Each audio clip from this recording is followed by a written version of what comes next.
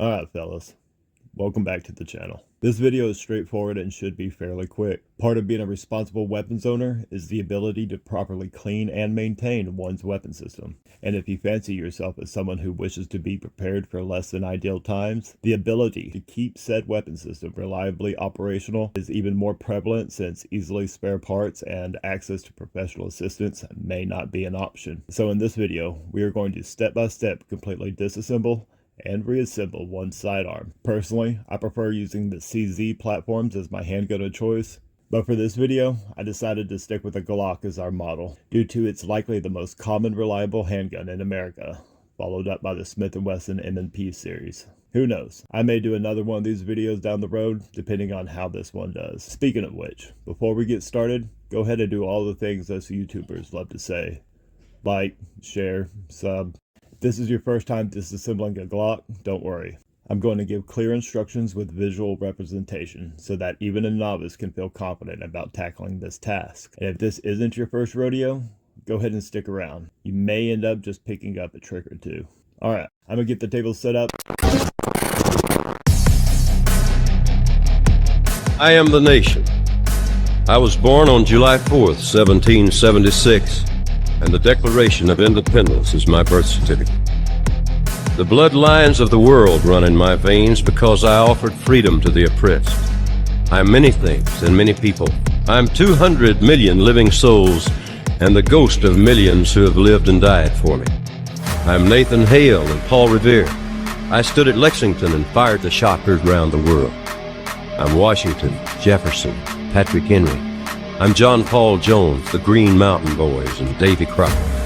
I'm Lee, Grant, and Abe Lincoln. I'm more than 3 million farms. I'm forest, field, mountain, and desert. I'm quiet villages, and I'm cities that never sleep.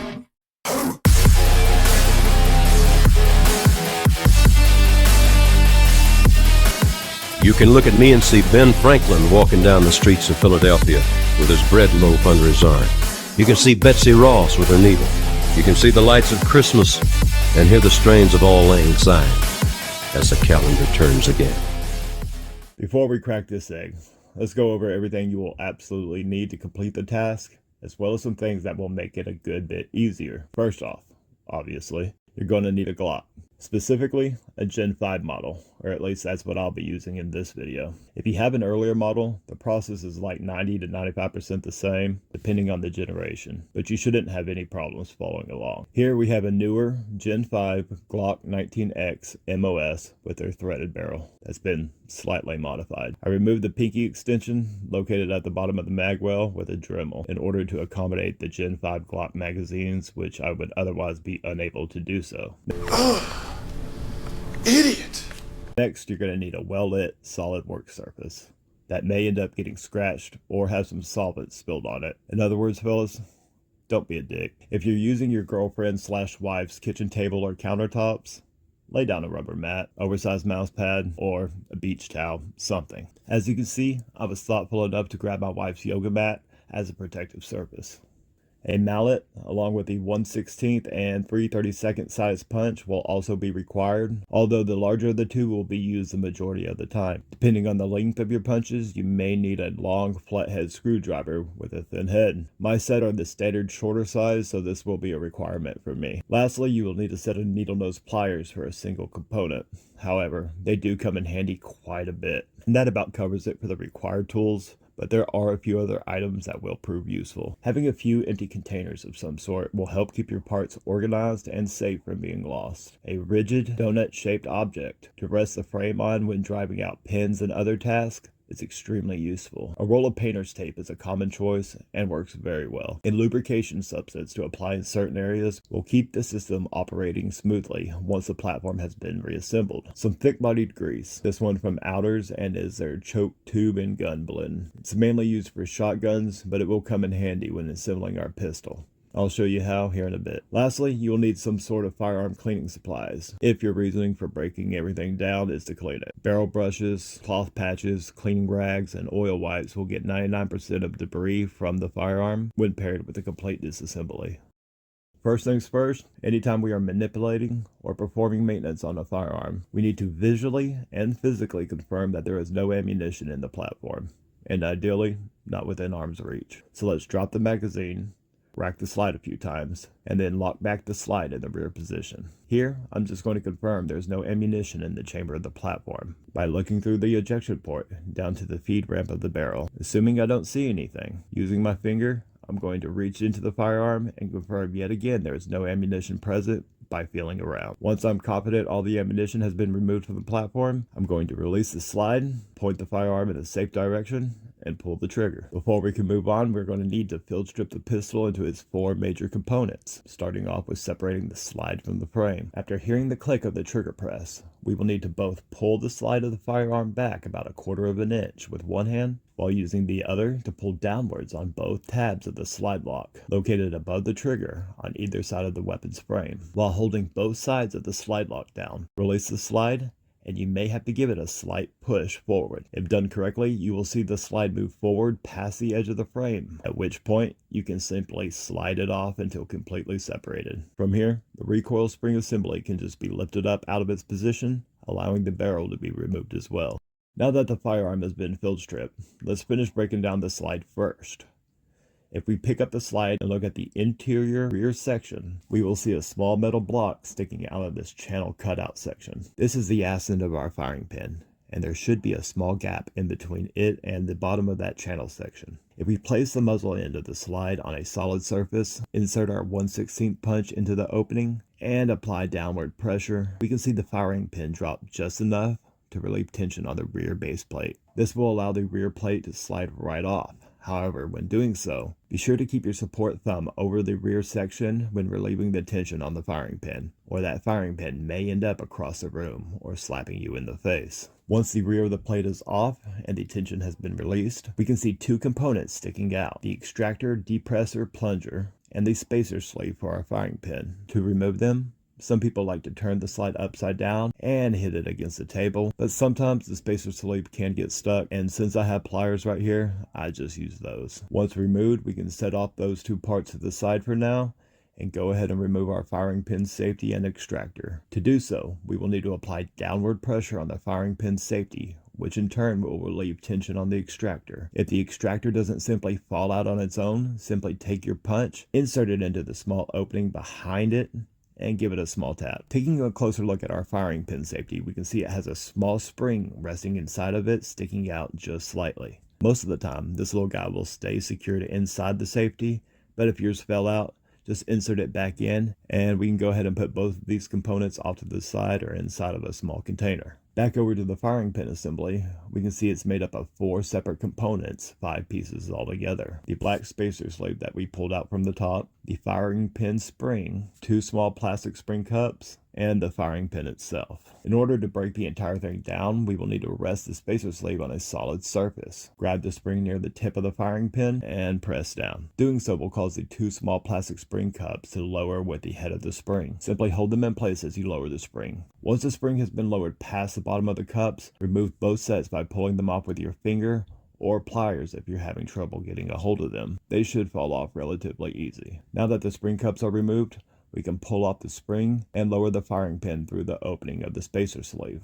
The extractor depressor plunger and spring can also be separated if one wishes by just pulling the 2 components apart. At this point, the entire slide and all of its components have been disassembled, ready for cleaning, polishing, or part replacement. So let's bag up all these parts so they don't get lost and move on to the frame. Glock frames have always been easy to take down and have only simplified as the generations progressed. Gen 5 models are no exception, going from a 3-pin retaining system down to a 2-pin method. For this portion, we are going to start off by removing the trigger pin, located directly above the trigger. Using our painter's tape as a platform, we will place the frame on the roll so that the pin lies in the middle of the gap. Grab our punch and give the pin a nice little tap. Now that the trigger pin is out of the way, this allows for the locking block to be removed. So let's go ahead and get that done. Few ways to go about it, but I find the easiest way is by using needle nose pliers and grabbing the thick metal crossbar section in between the 2 rails. Once you get a good grip, give it a slow, strong tug,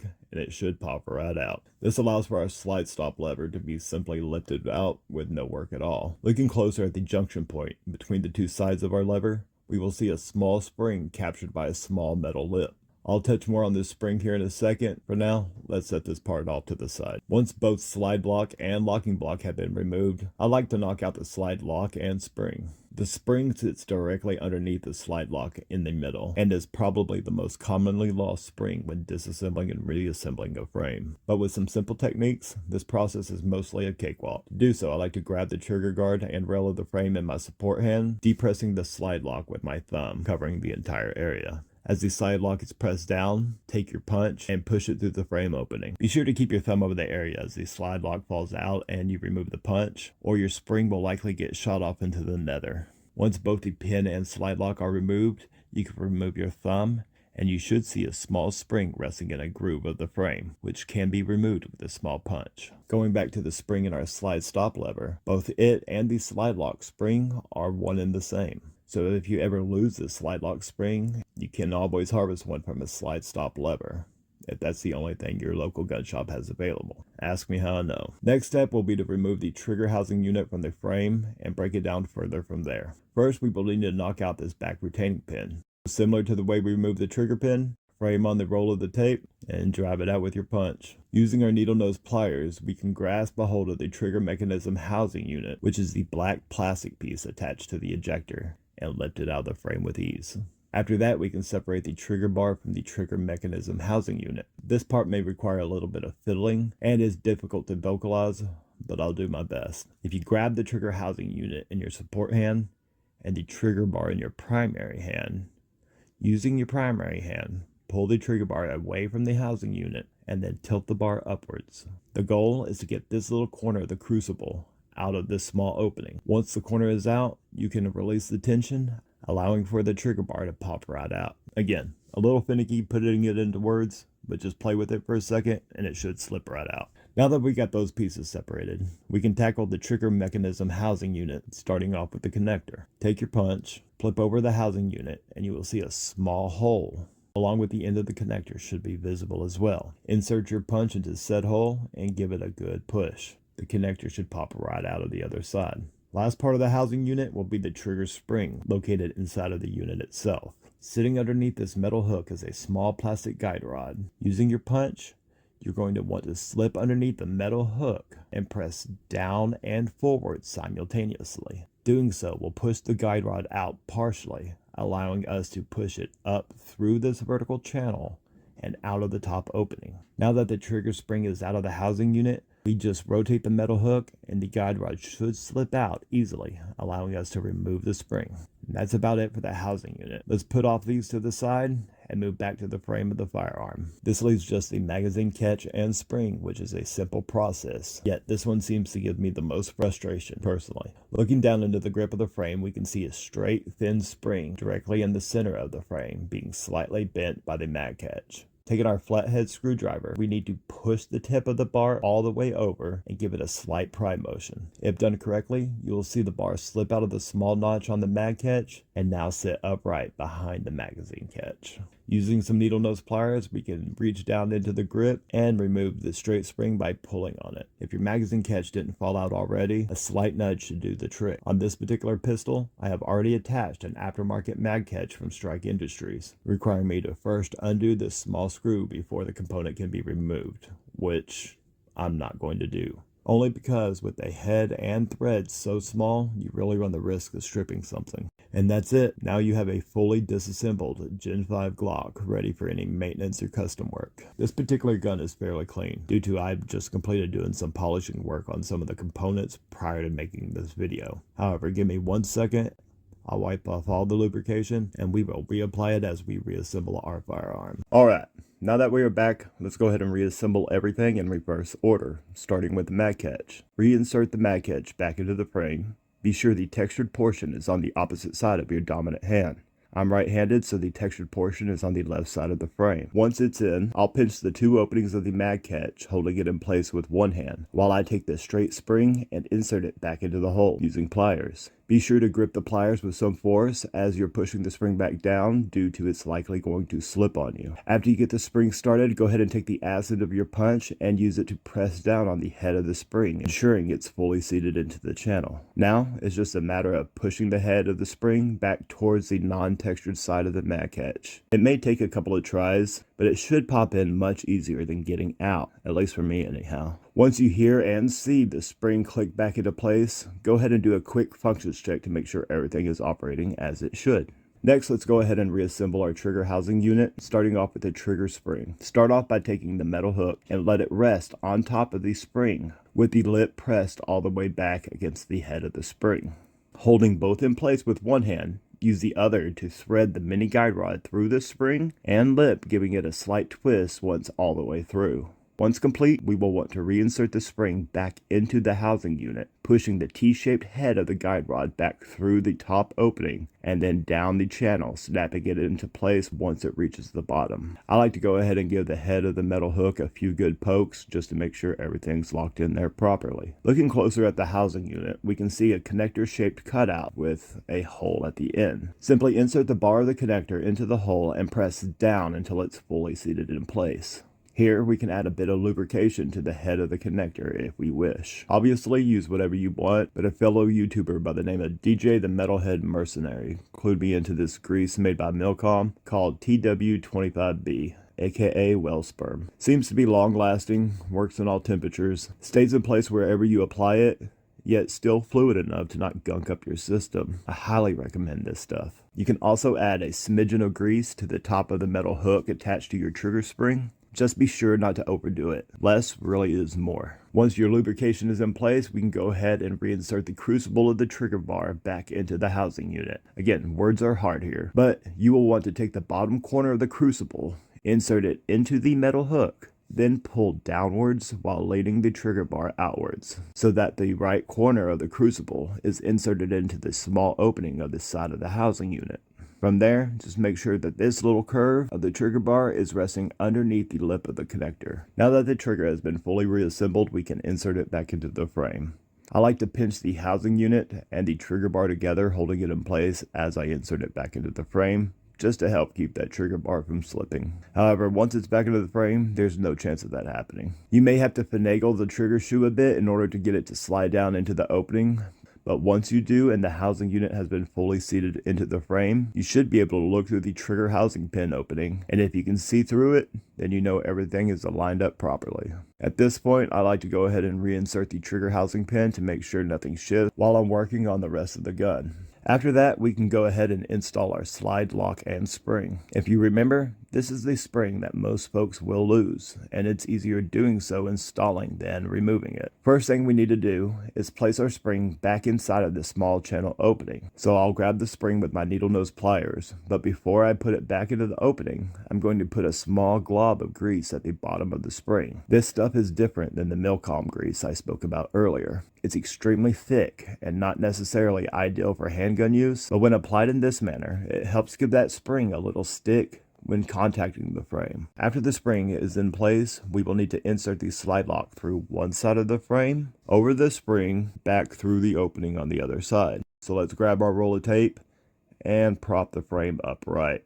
Try to get the frame fairly level and stable beforehand, as you will need both hands for this next part.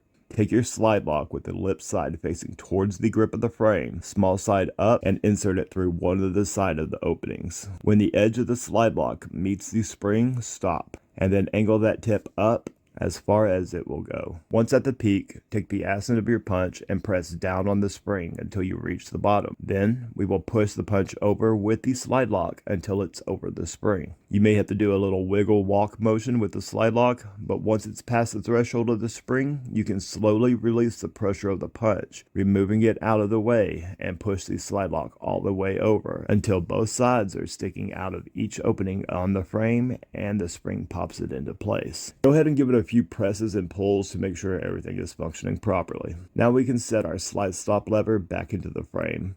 Simply drop it on top of the trigger and trigger bar in the correct orientation, and it should fall right into place. Now is the locking block.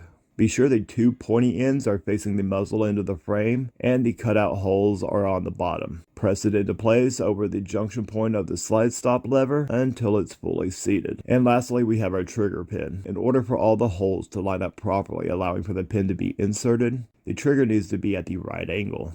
So, line up all the holes until you can see through the opening. Then insert your punch, locking it into position. Now that everything is locked into place, we are going to take our trigger pin, press it through the opposite opening, pushing out our punch in the process. Go ahead and let your OCD kick in, ensuring that both pins are recessed into the frame evenly on both sides. You've earned it. Now that the frame is complete, we can set it off to the side for now and finish assembling the slide. First thing I like to do is assemble the firing pin assembly. Insert the tip of the firing pin into the spacer sleeve and rotate it until the L-shaped bar at the ass end lines up with the channel cutout on the sleeve. Next, we need to place the spring over the tip of the firing pin and capture it using the small plastic cups. You can actually use the firing pin hole on the slide itself as a platform to hold your spacer sleeve in place as you do this. Rest the L-shaped bar of the firing pin on the edge of the tape roll, then place the spring over the tip of the firing pin if you haven't done so already. Pull the head of the spring down past the lips of the firing pin head. Once the spring is being held down, grab one of the spring cups and place it on the firing pin with the thinner portion downwards. At this point, you can slowly release the tension of the spring, and a single cup should be enough to hold it in place for a moment, allowing you to readjust the spring cup if needed. Repeat the same process when adding the second small plastic cup. I find it easier to place my thumb or finger over both the spring and first cup as I'm pulling down when installing the second one. Once both cups are in place around the firing pin, you can release the spring and the whole unit should remain intact with the spring safely captured. Go ahead and set that off to the side for now, as we are going to install our extractor, firing pin safety, and spring into the slide first. So grab your slide, set it upside down on the tape roll, grab your safety, and install the spring into the cutout rear section if it's not already in place. If yours is falling out easily, you can always add a small glob of thick grease to the base of the spring before inserting it to help it stick. If we look up close at the safety and rotate it, you will notice one side of it is fairly smooth, while the opposite side has a small ledge cut into it. That small ledge needs to be facing the inside of the slide while the smooth portion faces away from the slide. Luckily, this component will only fit into the slide in its proper direction, making it slightly harder to fuck up.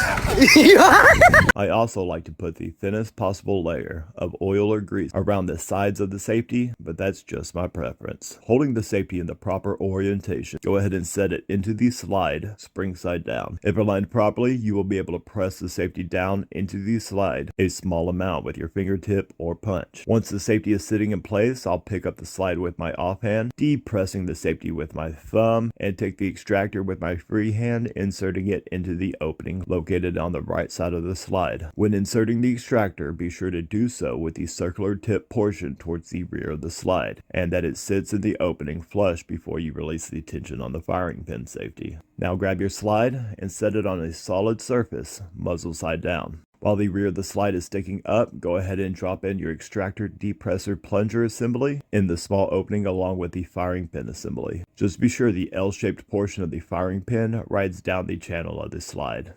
Again, it will only fit in there one way. With the slide cover plate in one hand, use your other hand to depress the firing pin with the ass end of a punch. Be sure to press down on the section of the spacer sleeve closest to the top of the slide, since we will be sliding the cover plate in from the bottom. Once depressed to be flush with the slide, insert the cover plate into the grooves and begin sliding the plate over the firing pin. After the spacer sleeve is partially covered with the plate, you can release the tension and slide the plate forward until it hits the extractor plunger. Repeat the same process as with the firing pin, depressing the plunger with the tip of the punch, and sliding the plate over until it locks into place. And that's it.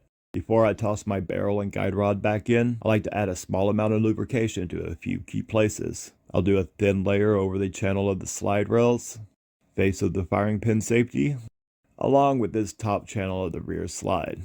And since I got the grease in hand, let's go ahead and add a touch in some areas on the frame as well. A single dot on all the rails and on the face of the crucible spread out a bit, and that should do. Toss back in the barrel and guide rod into the slide and then marry the two pieces back together by inserting the frame rails into the slide channel cutout, starting from the rear of the slide. Be sure to do multiple complete function checks on the platform before taking the weapon system out for live fire. Assuming all the function checks went smoothly, you have now completed disassembling and reassembling a Gen 5 Glock. Congratulations. And that about does it for this one, fellas. Before we head out, go ahead and like this video if you found it useful, and let me know down in the comments if this was your first time breaking down your handgun. Again, there are many videos already on the internet covering this, but I do think it would be cool if mine was used to help a new gun owner get more familiar with their weapon system. Oh, and if you'd like to see a video covering a basic polish job on the internal components, let me know that as well. This one has already been done, but I do have a buddy who has a Glock 17 lying around, and I might just be able to convince him to let me play with it. Anyways, this was Rebel Spirit Operations, and I'm out.